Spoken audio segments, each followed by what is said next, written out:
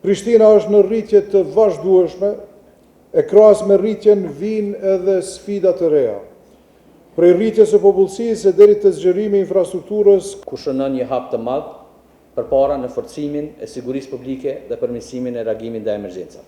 Shoqata vullnetare dhe zjarrfiksa që do të jenë vullnetar nuk është vetëm një detyrë, është një mision i gjerë i të cilë duhet të tregojnë gatishmëri, guxim.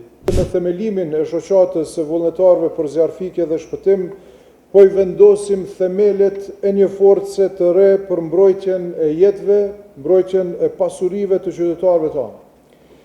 Prishtina është në rritje të vazhdueshme, e krahas me rritjen vijnë edhe sfida të reja.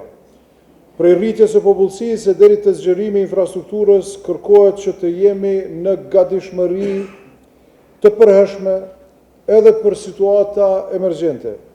Prandaj, këtë shoqat e shoh si një shtyllë të rëndësishme e mbështetëse për Prishtinën tonë, që do të na ndihmojë të përballemi me lloje të ndryshme të fatkeqësive, qofshin ato natyrore ose të shkaktuara nga njeriu. Ku shënon një hap të madh përpara në forcimin e sigurisë publike dhe përmirësimin e reagimit ndaj emergjencave.